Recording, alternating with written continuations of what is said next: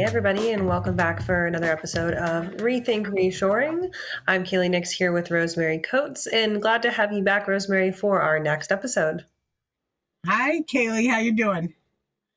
Doing pretty good. It's good to see you as always. And we're moving into that holiday season. We just, of course, wrapped up Black Friday, our first major shopping holiday of the year. And we are officially headed into that time where everybody's making lots of purchases and lots of purchases online as well.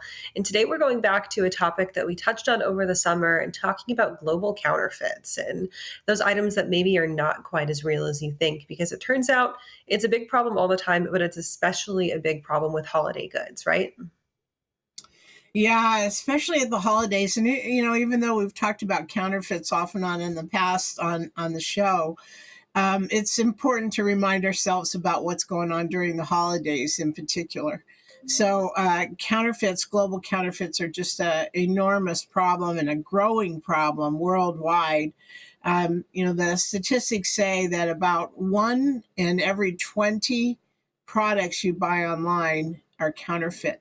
So just think about that. I mean, I don't know about you, but I order a lot of stuff on Amazon, and to think that 1 out of every 20 of those products are some kind of counterfeit is kind of amazing.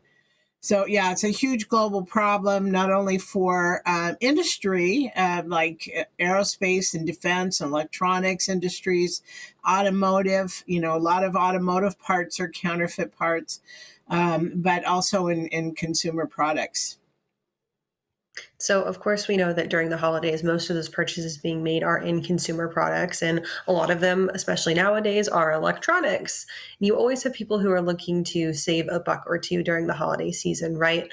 And so people will turn to maybe Amazon or to third-party sellers, or even now, you've got some savvy and sophisticated fraudsters who are on like TikTok or on Instagram selling through those types of shopping platforms as well.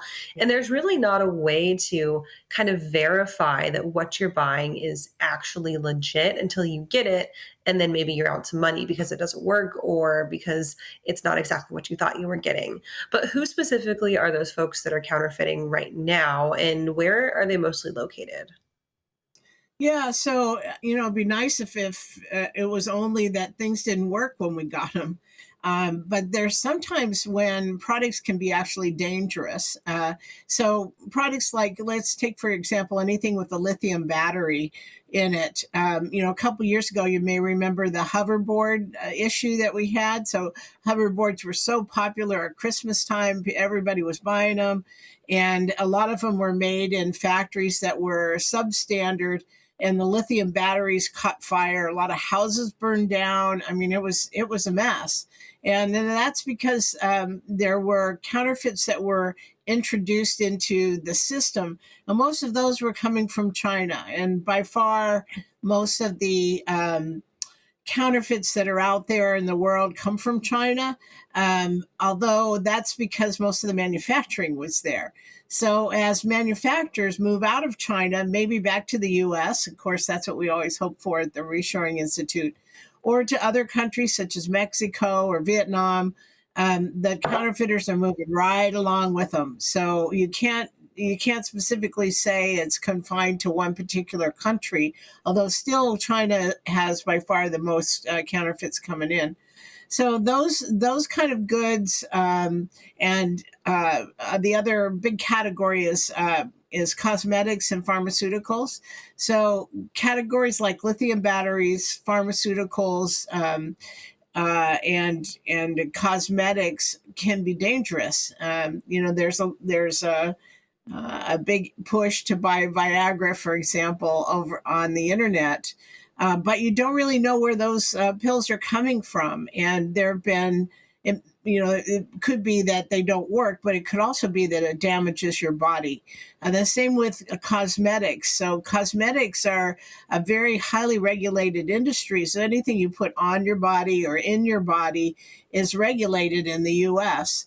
But cosmetics coming from factories that are unknown somewhere, that might contain, certain kinds of damaging chemicals to your skin can be a real problem. There are all kinds of horror stories about people that have used products that had burns, resulted in burns or in loss of organs. You know, if you take a pill that isn't properly controlled. So you got to be really careful about all these things, and it is up to us to be vigilant. Really, I mean, there are lots of government agencies that are helping, but it's up to us as consumers to be very vigilant on what we're buying. So I just watched a video the other day. It came across one of my feeds, and it was someone who purchased a brand new iPhone, an iPhone 15, from who they thought was a reputable online seller. They get it out of the box. It's got all of the right parts to it, the right cables. It looks exactly like an iPhone 15. The home screen is the same. They open it up, and then they go to send a text message or go to open up their settings, and it's an Android operating system. And someone on their third party website had counterfeited the design of the iPhone and then installed an Android operating system instead, charged them the price of an iPhone, and boom, there's your counterfeit activity. That one is obviously a pretty open tell that the product that they got was not legit. But for a lot of these things that come that maybe look real and operate as the real thing, how can you Yeah. tell if it's counterfeit? Yeah, I mean, sometimes it's next to impossible to tell. If you're working with industrial products, there's a lot of inspection that goes on, and there's hopefully a way of catching what counterfeits are coming in when they arrive on the shipping dock. But if it's yours and it's just an Amazon product or whatever, it's really, really hard to tell. And so you have to be vigilant about what you're buying and who you're buying from. So, for example, the General Accounting Office, the GAO, a couple years ago, went online just to test, and went online and purchased brand name goods. They bought shoes, travel mugs, cosmetics, phone chargers from sellers on eBay and Amazon, and 40% of what they purchased were counterfeits. So think about this: if you're buying a charger for your laptop, and I've done this too, buy a recharger for your laptop, or one I like to buy lightweight chargers for my laptop when I'm traveling, and you plug it into your laptop and it makes your laptop blow up. That's not a bargain, right? That's not a good deal. And so how do you tell? Another thing that's a big issue is a lot of ceramics coming from anywhere in the world contain lead paint. And so if there's a pattern or, saying or something on the outside, and it's used, and the manufacturer used lead paint, that can leak into whatever it is that you're drinking out of that mug, especially if you put it in the microwave. And so, you're drinking lead, and which is poisonous. So, these are the kind of things you have to be aware of. So how do you tell? So the question is, how do you tell? Well, the best thing to do is, before you buy something online, is to check out the legitimacy of the company. So whoever is selling it, search online on their address, their URL, and see what you can find out about the company. Is it legitimate? Can you not find it? There's a lot of these that they don't have websites; they're just selling things. So stay away from that. Essentially, if a bargain is too good to be true, it probably is. And so you have to be careful, especially things that you're going to put on your body or in your body. You have to be, super careful of that. The whole idea about electronics too, this is a big issue for the electronics industry, not only for consumer products where you're buying things maybe for Christmas, you're buying a smart outlet, or things to give away for your friends. But it's also a huge industry or a huge problem in the industry, in the electronics industry in general, where component parts are purchased and then they don't work, or they fail really soon after they're installed. These are big issues for electronics companies, whether it's consumer products or other products. And then think about aerospace. So we talked about this, I think, once on a previous episode. Aerospace and defense. I mean, if you have faulty products that are being installed in that airplane that you're getting on to fly to grandma's house for Christmas, and it fails and it's a problem on the aircraft, you could be in bad in a bad position. So the aerospace and defense industry carefully controls it also. So a little bit back to how you check again. So certainly, look for the URL. Is it legitimate company? Why are they selling at a bargain price, especially on these goods that are going to be ingested? So you actually take them as a pharmaceutical or something, or you put them on your body as a cosmetic. Things that can harm you in some way. Lithium batteries are a big standout. So check on the URL. You can sometimes search and see if the company is selling counterfeits or if there's other people that have posted about it.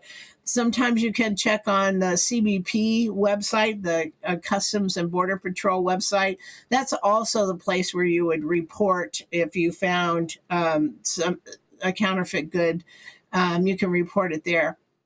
I would like to say though that with respect to consumer products, the biggest categories, well, the biggest counterfeit products out there by far, by a large margin, are Nikes. And so there are all kinds of illegitimate producers out there in the world that are tagging their athletic shoes as Nikes, and they are not.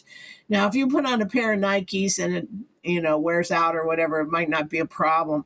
But if you put on a pair of Nikes and then you have, you twist your ankle or something because the shoe doesn't operate as you expect, that's something different. So, I have some other examples too. Let's take the high-powered flashlights, those big industrial grade flashlights that they advertise at Christmas time where you can see everything. And that's a category that's often counterfeited as well. So you may get the flashlight and it works okay for, 2 or 3 weeks and then it dies. And that's probably because it was built in a substandard way. So how do you tell, back to the big question is you have to just be super vigilant. So, Rosemary, obviously, a lot of this comes down to that kind of consumer initiative and that consumer itself, protecting themselves. But they obviously slip through the cracks. And if you're a consumer and you get a faulty product, what do you do? Oftentimes, if you go back to, the company, let's say that I got a Roomba off of eBay, it's not a legit Roomba, it comes back, it blows up in my face, right? I can't go back to Roomba and tell them, hey, this was not a legitimate product because I didn't buy it from them. But as a consumer, I might be looking to either recoup my money or recoup something, if it blew up on me, recoup any liability, things like that. But who is responsible? Because does it go back on the seller? Does it go back on the fulfillment platform? Or does it go back on the consumer themselves?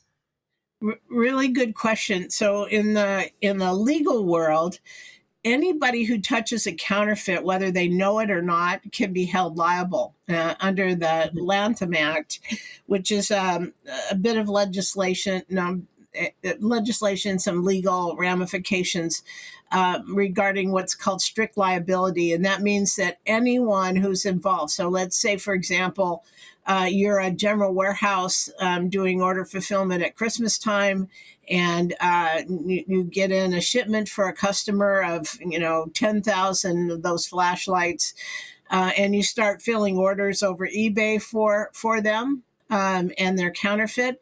You can be held liable as the warehouseman, even though you had no idea these were counterfeit.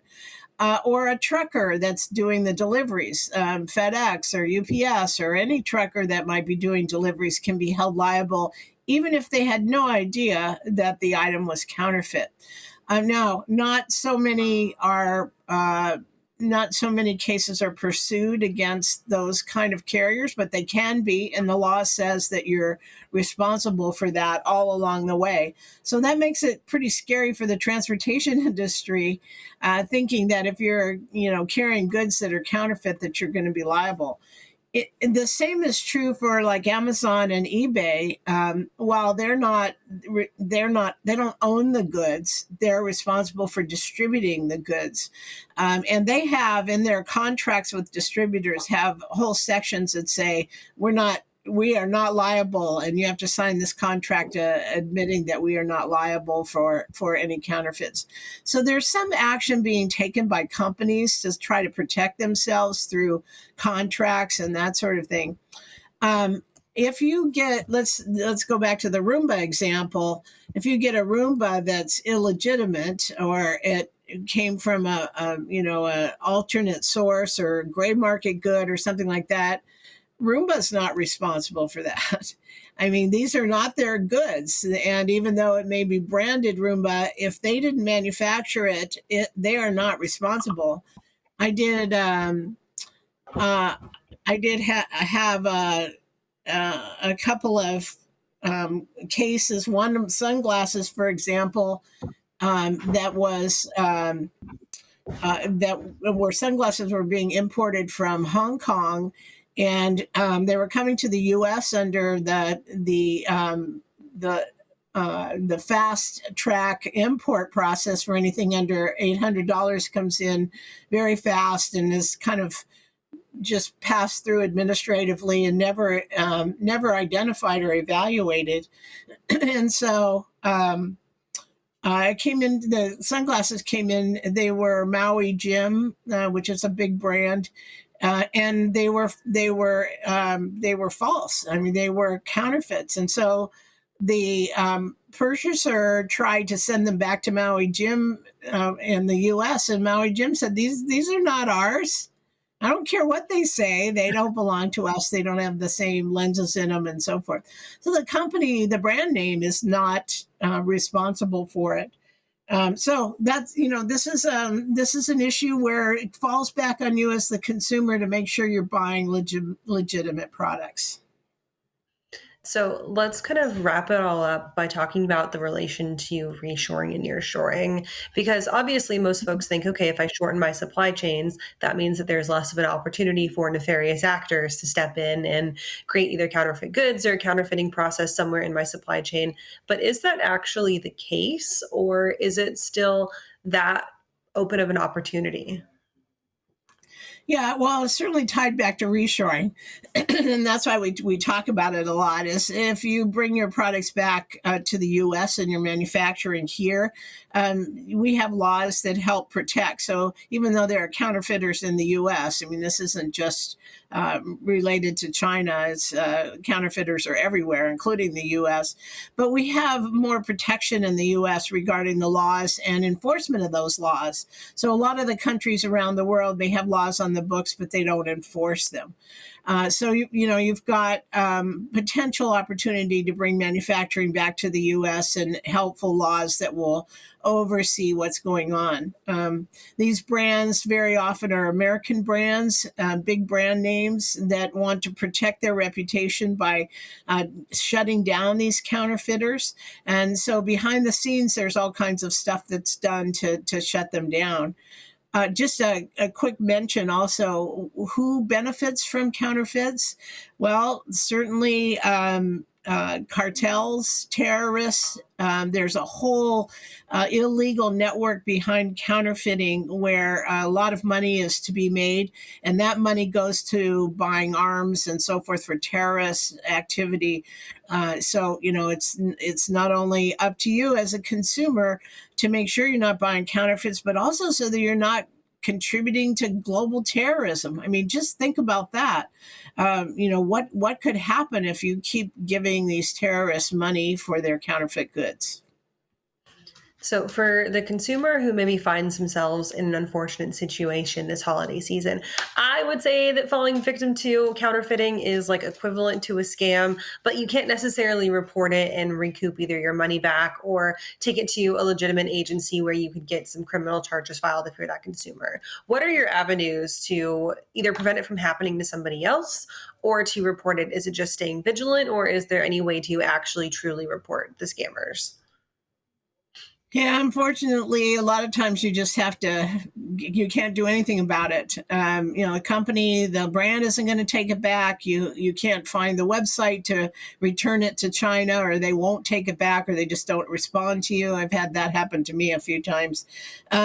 So you don't have that many avenues. One of the things, though, is that potentially you could report it to cbp.gov. So that's Customs and Border Protection, cbp.gov. They have a online way of reporting it. And while it won't get you your money back, it does help them learn about who's counterfeiting and what those imports are, so that they can avoid or confiscate goods at the border before they come in to harm somebody else. So, it's a good idea to always report that stuff. And you can also report it to the brand, who will follow up and investigate, because the brand really loses in the end. A Roomba, for example, if someone's selling under their Roomba brand, they're not getting that revenue. Some terrorist somewhere is getting that revenue. So they want to protect their brand name as well. So they may follow up as well. But it's unlikely you're going to ever get your money back. Unfortunate for, of course, you as a consumer, and damaging to a brand reputation at the end of the day. Well, Rosemary, thank you for joining us today. It's great to hear from you as always. And as we're headed into the holiday season, don't forget to remember those tips that she gave us earlier to avoid those counterfeits. And of course, Rosemary, we will talk to you soon. Great. Thank you. Have a great day.